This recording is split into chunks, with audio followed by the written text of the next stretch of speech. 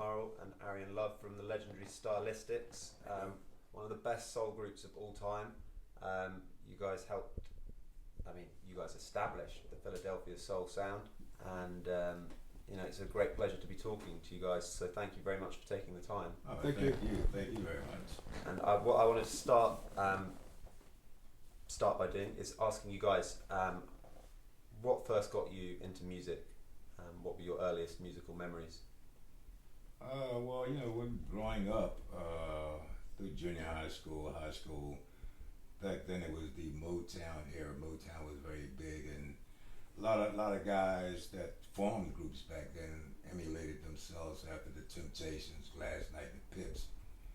I wanted to be a drummer and got into singing by chance. In high school, the members of the group I was singing with prior to the Stylistics, the percussions, James Dunn, Bernard Lum, had a group, and we just started singing in the stairwells in high school, and one thing just led to another, and that's how I got into it. So you were in the percussions. Yes. And how far did that group get? Were you guys gigging and stuff? Well, we were gigging. Matter of fact, I think our biggest thing was working every summer down Atlantic City at a club down Atlantic City and spots around Philadelphia. So we was doing. So you were working? Yes, somewhat. Yeah, they were getting paid. It wasn't that much. It was $2 Well, I always wanted to be a singer as a kid. In junior high school, I was in school plays and the Glee Club. As I started getting a little older with the high school, I said, well, that's a dream, eh? That's never going to happen. But still wanting to sing, and Herb mentioned the percussions. Now, from my perspective, because we were in the same high school, the percussions were the professional group of the school, because they had their hair done and brocade jackets, and they were working around town actually getting paid. And it was something that I wanted to do as a group, and the group that I was in, the Monarchs at the time, we were just doing talent shows. We haven't did any shows that we actually got paid for, And so when we graduated, a couple members from our group went to college or went into the service, and the same thing happened to the percussions. So we combined the two groups and started working as the Stylistics, but still no recording at the time, just getting into clubs here in Philly and having a following us around the city. And then we were approached by this guy by the name of Bill Perry. He asked us if we were interested in recording and took us into the studio to record our first record. That started the ball rolling. And before you started recording, what type of material did you play at gigs? Everything. Whatever was hot on the radio at the time. You'd cover Temptations, Aretha Franklin, the Gladys Knight, the Pips, Sam and Dave, you name it. Whatever was hot was our show. Yeah. And would you say that you developed your skills as singers and performers by gigging? Was there never really a stage where you had to practice alone at home and stuff like that, or was it a bit of both? It was a bit of both. You had rehearsals. You went into rehearsals and you did what you had to do, and you took it to the stage, and then that showed you what you needed to improve on. Yeah. By doing it live, Then you go back to the drawing board, go back to rehearsals and work on that and work out the kinks and bring it back to the stage again. And keep grafting and improving. And right. So when you started recording as the Stylistics, presumably was that the first time that you guys had been in a recording studio? That first record, yeah. First record. So your first studio experience was with the Stylistics, and so was that in the early 70s then? It was 1970, matter of fact. Yeah. Yeah. You're a Big Girl Now was the first one. Yeah. And how was that, and how did you find being in the studio for the first time? It must have been a massive thrill, I guess. It was frightening. Glad to be in the studio to have that experience, but it was we were young, we were kids. Yeah. You know what I mean? And 19, 20 yeah, year old. yeah, You know? yeah. And it was Very young, it was a cheap yeah. session too. I Yeah. mean, that particular song was written by then our guitar player Robert Douglas and our road manager Marty Bryant. They penned that song, and we put the tracks down with our musicians. You know, and I think the session actually cost Bill Perry like $500 that we did. You know, so we never had anything to compare studio life with, because that was our first time. And we said, oh yeah, we're gonna try, we're gonna go in there and do it. And we did it, and luckily that cheap session went to number one here in Philly. And Bill, in return, wanted to send it national, and he got in touch with AFCO Embassy Records, who sent the record around the States. And it started making so much noise and so much success from that they wanted to follow it up with an album. Then the professional aspect came in, because the record company contacted Tom Bell, and we went in with, you know, strings and the whole orchestra, and that was those lush arrangements from the records. And what you know, how influential would you guys say Tom Bell was on establishing your sound? Very, very influential. And do you have good feelings, you know, of your time working? Well, you know, working, you know, with Tom Bell and the record label at the time, we went in the studio, and with Tom, whatever Tom did, you know, the record, you know, it was working on the album, of course, but first start with Stop, Look and Listen was the first song, you know what I mean, and then that led to the album.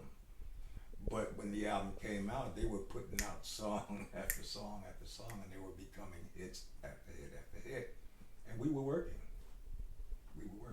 Yeah. Things started getting busy after You're a Big Girl Now. Dates started coming in. In fact, I remember working, and I had to give my leave of absence from my job. I mean, I was still living at home with my parents, and my mom was saying, "No, you got a good job. Don't leave it. Stay there." You know, my father said, "Go ahead and try it. You're still home. If it doesn't work, you know, we got your back." And we started touring around the States, and things just started moving. It started moving quickly, especially after we did that first album. You know, and luckily, at that time we had a manager, Henry Hodge, who owned a clothing store, men's clothing store. So that helped with the uniforms, and he became partners with our current manager, Jack Bart. And Jack Bart owned Universal Attractions, and Ben Bart was Jack Bart's father, and he managed James Brown. So everything kind of like worked hand in hand. We had a manager who owned our booking agency, and as our records started to break, they got us on the show opening for James Brown. So working with James Brown, we're doing 5,000-10,000 seat venues, you know. So that was a perfect. Working quite a lot. Yeah, like a lot of dates. Yeah, matter of fact, that tour we did with James Brown, I think in all total we did about maybe 47 one-nighters. And that just was the vehicle. Very hard-working guy, wasn't it? Oh, very much so. And what was he like to be on the road with? You know, I've watched a HBO documentary about James Brown recently, and in it says that, you know, if the drummer skipped a beat, he used to like, you know, gesture that they were going to be fine and stuff. Was he a hard taskmaster? He was a stickler for perfection. Yeah, man, it was to the point. A funny story with James Brown. I think we were down in North Carolina. It might have been Greensboro, North Carolina. Anyway, we was at sound check before our show, and he happened to come to the theater and stop and gave us a pep talk or a rap about entertaining the people, what we needed to do and how to do it. And I guess somebody would look at it and say, "Man, what are you talking about that?" But what he was saying was very important. He was, like I said, he was like a stickler about perfection. So I'm quite sure some of that kind of stuff, you know what I mean, what he was saying, it was just out of the blue when it happened, but it was very important to hear. And when it comes to you know, being perfectionists, you know, I've seen you guys live, and it, you know, it's it sounds like right on, like right like the record. The choreography is like very precise. The whole show is very precise, but also kind of like, you know, has that spontaneity to it. And when, you know, had you already established that by the 70s? That comes with over the years of doing what you do. Yeah. You know what I mean? And realize one thing, like I always say, my favorite group, everybody's always say out of Motown was the Temptations, but my favorite group was Gladys Knight and the Pips because of what they brought to the stage, that class, perfection with their steps, you know what I mean, and the show. And that's important when you're doing what you do, you know what I mean, because at the end of the day, folks can sit at home and put on the records and listen to the record, but if they come in to see you live, you got to give them what they used to hear. Yeah, you got to be a little bit more. You just can't just be, you know, stand up singers. Mm. You know, even those solo artists that are out today, they're not just there on stage singing. They have a whole production behind them, so it's a visual thing. And by us being a 4-member group, we have to have a visual appeal too. You know, you can sound well, and that's important too. But you know, you have to give the people, something that they can, you know, enjoy watching. And of the other Philadelphia soul groups, you know, was there a kind of was there a rivalry between you guys, or was there love lost, or you know, was it sort of like we're going to get on with our own thing? Well, we was concentrating on doing what we do and how we were doing what we were doing. But we were all friends. We all basically grew up together. You know, you talk about Harold Melvin's Blue Notes. Yeah. You know what I mean? The Intruders. You know, all those cats was cats that we grew up with. You know what I mean? So those that in defining who your friends are, they would give you advice on doing what you do. How to do what you do. You know what I mean? And you learned, like the Intruders. You know what I mean? They were good friends. Well, that's good to hear. And it seems like from that highly influential era, you guys are the band with perhaps the most longevity, in the sense that you're still touring a hell of a lot, aren't you? Like how many shows are you doing a year? We know. As they come, we do them, and we're blessed to be busy throughout the year. Yeah. You know, like right now we have a UK tour coming up. Then we have a tour of Japan to do before the year is out. Wow. Yeah. So we're blessed. Yeah, and I mean, so that's mid-October. So that's, you know, mid-October now. So like in just a couple of months, you guys are going to be going both to UK and Japan. So that you know, it's really good to hear and to see. You know, because it must have been like 40, 50 years that you've been at you know, the top end of the business. Well, we've been blessed to be able to sustain in the business now for 51 years, going on 52 years. Wow. Yeah, me and my partner here. Yep. Yeah. So still blessed. Still, yeah. And like I said earlier, you know, luckily we were given good music that people still enjoy hearing today, and lucky enough to still bring them out to see us perform.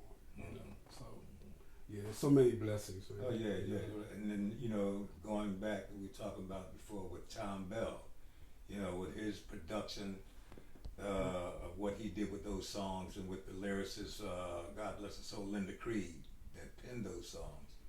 We were blessed to be in that company. You know what I mean? Everything, that puzzle, everything came together. Yeah, they're timeless, aren't they? Yeah, The lyrics and the arrangements. Exactly. No matter how it turned out or whatever happened, but that puzzle came together. And here we are 52 years later, still doing what we do. And you got the Stylistics, you know, you're known for very soulful ballads and the lush strings, but you know, I also think that the sort of like more up-tempo stuff, like Rock and Roll Baby, I love that one. That is such a great song.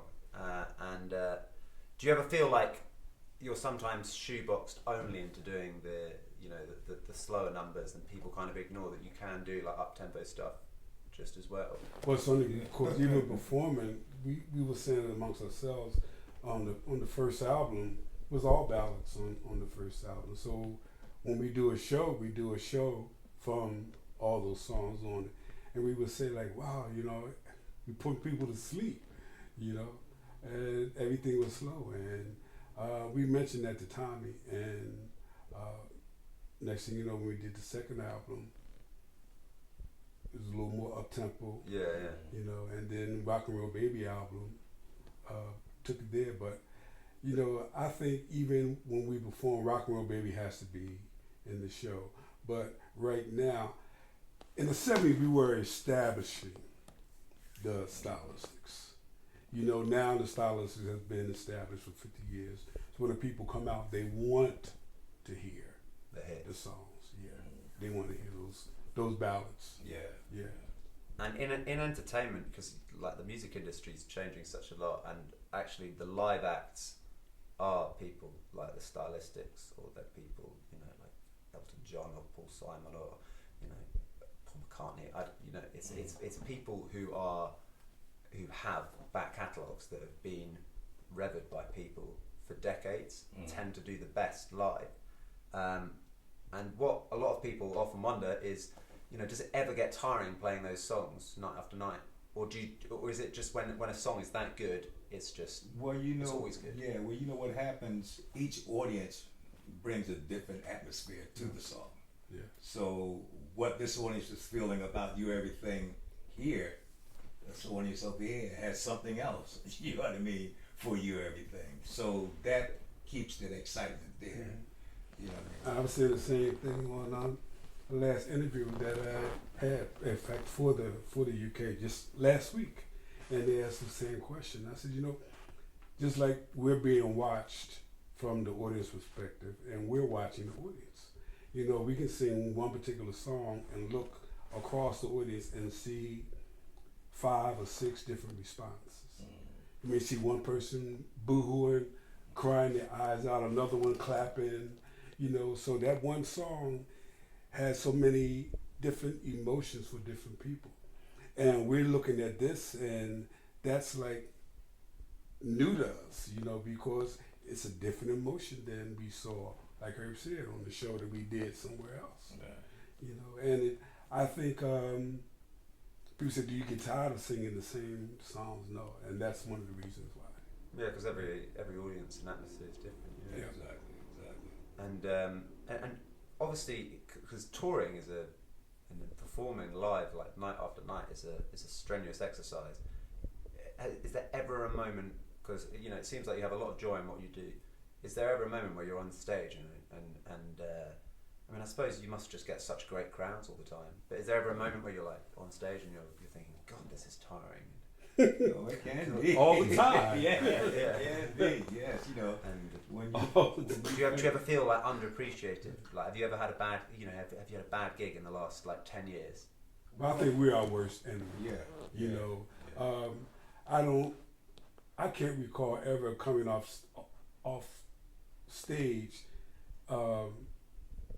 thinking that the audience weren't happy. Yeah, I mean, they were delighted when I saw you guys. We've come off stage and we may not be happy with our own performance, so we tend to be our worst critic. Self-critical. You know, but you know, we got the UK tour, and that runs about 6 weeks. Different show, different venue, different hotel every day. We go to Japan, and we're in Japan for about 3 weeks. 2 shows every night, maybe 5 days in one venue, 5 days in another venue, 5 days. Now Japan to me is hard because it's 2 shows. We don't. 2 shows? Yeah. 2 shows every night, yeah. So that. Wow. What timings? Are those? Is that like early evening and then later evening or something like that? But usually shows in Japan start fairly early. That first show could be around 6 o'clock. Yeah. Okay. 6 to 9 or something like that. Maybe That must be 6:39. really tiring. Now that's when it gets tiresome. You know what I mean? Because What about on The Voice as well? well, you know, you have to pace yourself. Mhm. You know what I mean? You know, you can't be out hanging out all times of night when you have those 2 shows. After that second show is done, and you wrap up and head back to the hotel, that's where you're at. Go to bed. Yeah, exactly. Stay in bed as long as you can. You know, Right. and it's like you got veterans here. You got people that's been doing this now for, well, in our case, for 50 years. So we know what we need to do Right. to be able to go on stage. You know, To keep the voice. 40 years Yeah. ago, Oh yeah, right. Yeah, 20 years old, and Yeah, 21 years old. you We coming would stay out all night. We'd be coming in Yeah. time enough to Oh, do the show. yeah. But now, you know, it's like, no, I don't go swimming. If we at a resort and we're performing, it's how come you don't get in the water? I said, I have to sing. I can't be swimming Is around that in bad the for the ocean voice? and stuff. It can Exactly. be. Yeah. Really? It can be, yeah. And You know do what I you, mean? do you guys have to like? I think it was Smokey Robinson was saying in his interview like that he just doesn't talk at all, like in his hotel room, and his manager was like, all he does is watch golf in his hotel room in silence. Yeah, well, you know, you get that rest is important. You got to Yeah. rest your chords, your vocal cords. You know what I mean? Yeah. Preserve yourself. You know what I mean? Because if you don't, when you hit that stage, it will tell. It will show. Yeah. Oh, Yeah. man, you don't sound right. You know what I'm Yeah, saying? for And sure. it's because you've been burning that candle at both ends. But you got, like I said, you got to pace yourself. Yeah. Yeah, like in Japan, we have a friend. In fact, the young lady used to be our keyboard player, and she comes to the show every year. We're in Japan, and she always comes. You know, you're never outside talking. I'm talking to everybody else. I said, Cheryl, because you talk so much. You know, after I do one show, I just want to just sit, maybe drink some tea, a little Hennessy in it, and just relax. You know, I said, but if you're there, I have to talk and talk and talk. And I'm wearing my voice out before the second show. So that's why I don't come. Yeah. So like Herb said, it's important for us to grab as much rest as we can. And what was the last studio album the Stylistics made? I think it was in 2010, wasn't it? The last one we did was the one we did with Preston. We did one for Japan. Japan, right? We did for Japan only. The name of it. That name, yeah, it escapes me now. But that was the last recording that we did. And do you think you guys will make another studio album, or is it so like, are your hits so iconic now that like if you play like a track that's not one of them, it's just like very difficult? You always want to go back in the studio to create, Yeah. do new music. You know what I mean? But the way business is now, you know what I mean? Everything is like, record companies are not the same as they was when we first started and came along. You know, everything now is social media. Yeah. You know what I mean? And a lot of folks don't know how to deal with social media. You know what I'm saying? Yeah. So It's very crowded for that. For real. You I know mean, what I mean? people, you know, who just do cover versions with an acoustic guitar in their bedroom have more followers than like proper bands. You know, and that's not taking anything away from them. You know, No, not because at all. over the years, you know, the nature of the business has changed, and now it's more upfront for an artist now to, like you say, sit back in the bedroom, create, bang, bang, bang, put it on social media and see what it does, and they get those followings, then they become a star that way.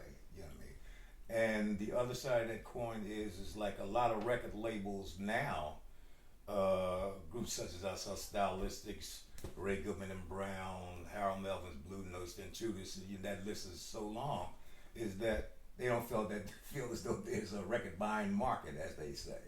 Or that's not their forte, you know what I mean? Yeah. But when you can go, these same groups can go and do a 5,000 seater, 10,000 seater, whatever, and sell it out. You know what I mean?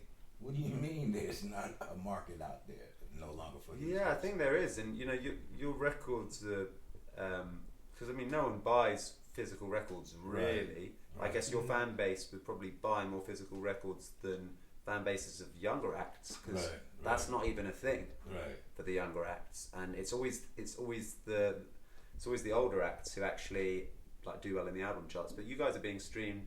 I don't know whether you know, but you know, I think it's like about 1 million. You've got 1 million monthly listeners just on Spotify alone, which is like really impressive. Yeah, Yeah, I mean, I know that it's probably like you're used to that stuff by now. But yeah, it would be good to hear you guys create. Well, it would be nice to put something out and tap that mainstream, you know, on that side of the market instead of depending upon a record label to do what they do for you.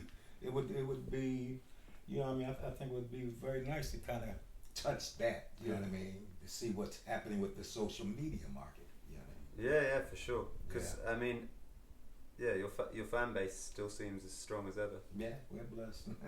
Well, I want to finish off by asking you guys to name your favourite 3 Stylistics songs. Just because I know that there'll be some people watching this who may not have heard your music before. I mean, most will, a lot will. But for those people who haven't, you know, where should they start with Stylistics? Well, my all-time favorite song that we recorded is "You Are Everything," "You Make Me Feel Brand New," and "Stop, Look, and Listen." Yeah, all Wow. classics.